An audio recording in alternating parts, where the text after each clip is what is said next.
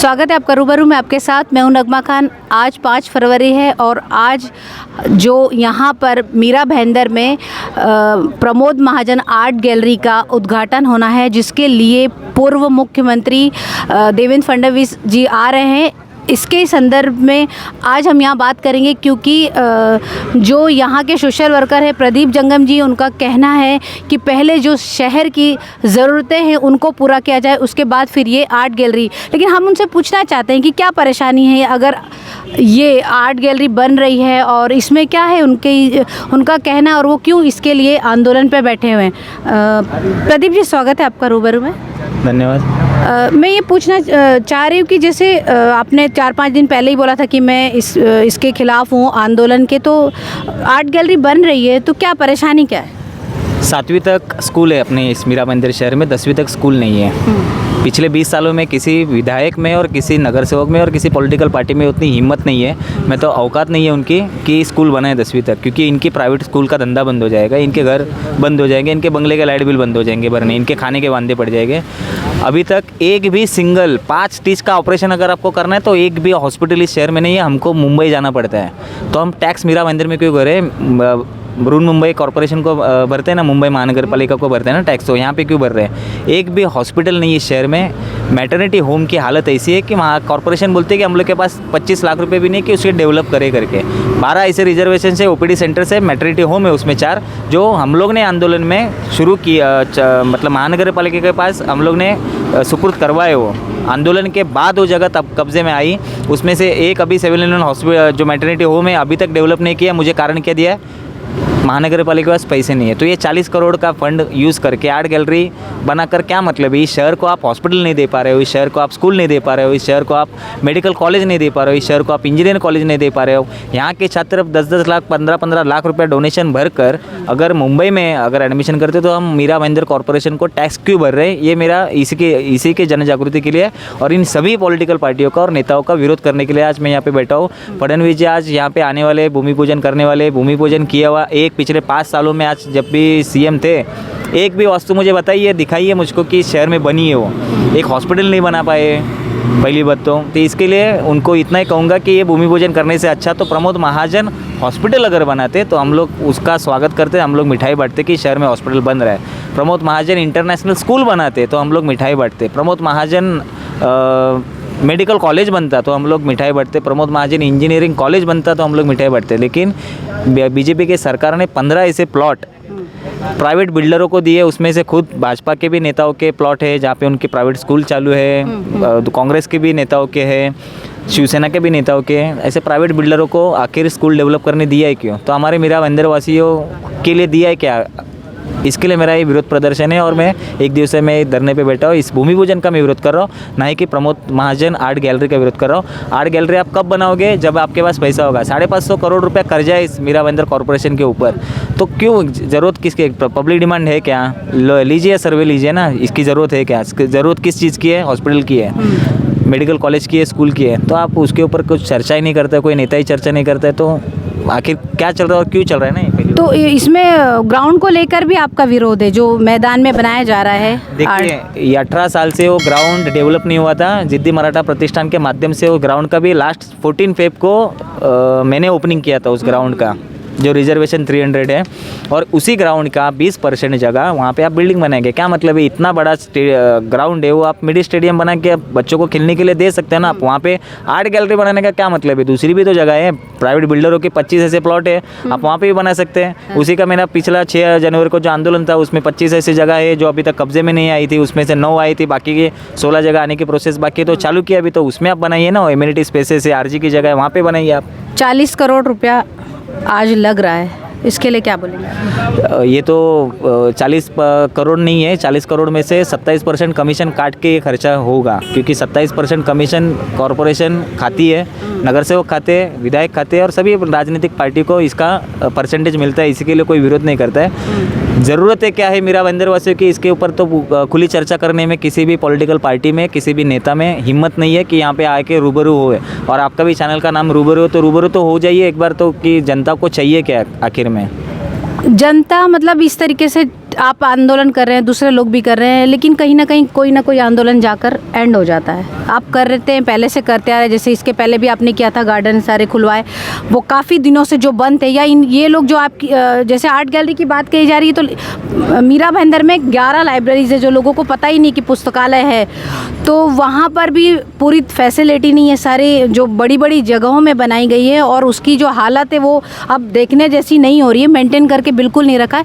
तो क्या ज़रूरत थी? क्या ऐसा है लग रहा है कि आर्ट गैलरी ही थी या वो है पुस्तकालय, तो क्या इसमें बाद में भी काम हो सकता है? पिछले 5 साल से पहली बात तो मीरा भाईंदर वासियों को ये पता नहीं था कि 386 रिजर्वेशंस अपने डीपी प्लान में है। रिजर्वेशंस का मतलब ये लोग सिर्फ कास्टिज्म समझते कि ये कास्ट का वो कास्ट का, तो वो कास्टिज्म नहीं है। रिजर्वेशंस मतलब प्लेग्राउंड से उसमें लाइब्रेरी है। तो पिछले 5 सालों से हमारी लगातार लड़ाई चालू है। आज जितने भी लाइब्रेरी बन रहे, जितने भी गार्डन और डेवलप हो रहे हैं, वो हमारे कहाँ तो हमारा प्रेशर ग्रुप है कि ये डेवलप करो, ये डेवलप करो, क्योंकि कहीं ना कहीं ये ठहराव लाकर 15 प्लॉट तो ऐसे बेच दिए।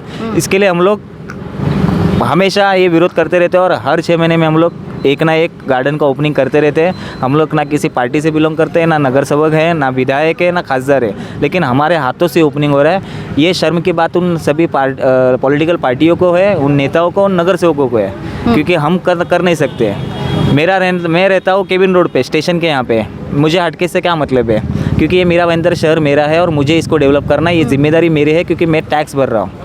तो अगर हर नगर सेवक ने अपने अपने प्रभाग के, और हर मीरा भाईंदर शहर के लिए एक नगर सेवक भी काफ़ी है। अगर एक प्रदीप जंगम अगर पूरे मीरा भाईंदर शहर में काम कर सकता है, तो एक नगर सेवक क्यों नहीं कर सकता है? वो तो पोस्ट पे है, मैं तो कोई पोस्ट भी नहीं हूँ।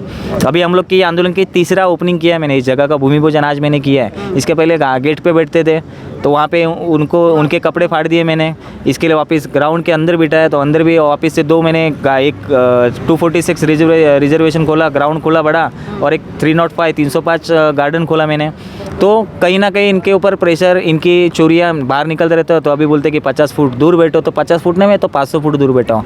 मैं तो कचरे के डंपिंग ग्राउंड में भी बैठूंगा ना, तो भी तुम्हारे कपड़े फाड़ते रहूँगा, क्योंकि मेरे पास ऑथेंटिक पेपर्स है और आपकी चोरी की वो सभी सबूत है मेरे पास। प्रदीप जंगम के आगे अब जंगमनी आंदोलन लगेगा, ऐसा होता है, हो रहा है, ऐसा दिख रहा है। आंदोलन कब तक करेंगे और जनता के लिए आप एक मैसेज क्या है, आपके दिमाग में क्या चल रहा है? जन जागृति करना ज़रूरी है। पहली बात तो इस मीरा मंदिर की जनता सोई हुई है, 98% जनता सोई हुई है। पहली बात तो वोटिंग 50% से ऊपर कभी होता नहीं है। तो लोगों को जब तक ये सब चीज़ें लोगों तक पहुंचाने का कोई अगर काम नहीं कर रहा है, तो ये मेरी जिम्मेदारी है। इस मीरा भाईंदर अवेयर कम है, ऐसा लगता है? अवेयरनेस कम है, लिटरेसी या ऐसा लग रहा है कि परेशान ज़्यादा है, इसके लिए भी नहीं आ पा रही है, या डर भी है? जिस तरह का माहौल है मीरा भाईंदर में, चाहे पुलिस हो, चाहे नेता हो, किसी को भी लेकर।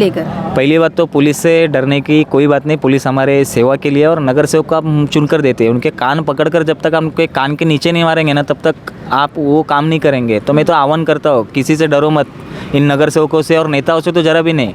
पुलिस अपना काम अच्छी तरह से कर रही है। पुलिस को हमारे संरक्षण के लिए रखा है, ना ही कि हमको डराने धमकाने के लिए रखा है। तो पहली बात तो पुलिस अपना ड्यूटी अच्छी से कर रही है। ड्यूटी कौन नहीं कर रहा है? तो नगर सेवक। आप सुबह उठे ना 7 बजे, पानी नहीं आता है, तो सभी नगर सेवक को 10-10 फ़ोन करें, 100-100 फ़ोन जाने दीजिए ना, हर महीने, हर हफ्ते। तो क्यों नहीं काम करेंगे? गाली गलौज कर सकते हैं आप, कोई केस नहीं बनता है। आप मार भी सकते हैं उनको, भाई वोट दिया है, काम करना जिम्मेदारी है तुम्हारी। तो जब तक जनता जागरूक नहीं होगी, तब तक ये बदलाव नहीं आएगा और एक काम पे नहीं लगेंगे। क्योंकि फुकड़ में बैठकर, एसी में बैठकर पगार खाते बैठते हैं। तो कहीं तो जनता को सवाल पूछने का राइट है, तो आप पूछो, अच्छे से भी पूछ सकते हो। जरूर नहीं कि उनको गाली गलौज करो, नहीं तो मैं कल बोलेंगे कि भाई प्रदीप ने बोला इसके लिए गाली गलौज किया करके। आप उनको सुबह 7 बजे पानी नहीं आता तो वॉचमैन को चिल्लाते हैं हम लोग, वॉचमैन का उद्धार कर लेते हैं। उससे अच्छा नगर सेवक को फ़ोन करो, भाई मेरे बिल्डिंग में पानी क्यों नहीं आया, तूने वोट लिया है, उसको जताओ कि मैंने तेरे को वोट दिया था करके। वो एमएलए को फ़ोन करो सुबह 7 बजे उठ के, 50 फ़ोन डेली का करो, एमएलए को करो, एमपी को करो, नगर सेवक 95 नगर सेवक, उनको सबको करो ना फ़ोन आप।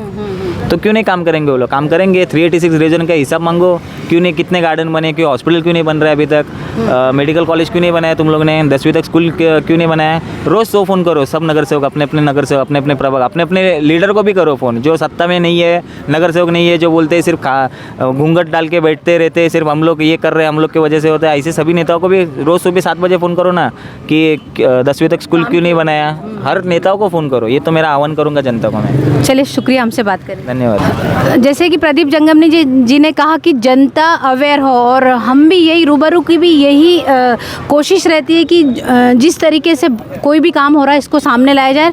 और हमारी भी ये रिक्वेस्ट है कि जनता प्रदीप जंगम जी से, जितने जैसे लोग हैं जो इस तरीके से आंदोलन करते हैं, उनके साथ आके जुड़े, क्योंकि ये आपके ही सवाल, आपके ही मुद्दे लेकर यहाँ पर बैठते हैं।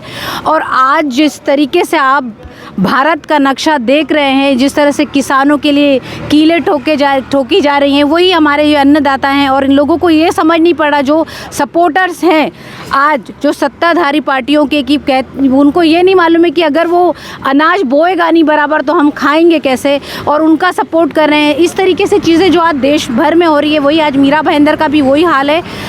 तो ये सारी चीज़ें हैं कि आज हम अपने ही लोगों के गुलाम होते जा रहे हैं। और इसी पर मैं आप सारे लोगों से एक ही चीज़ कहना चाहती हूँ, हमें तो अपनों ने लूटा है, गैरों में कहाँ दम था, मेरी कश्ती वहीं डूबी जहाँ पानी कम था।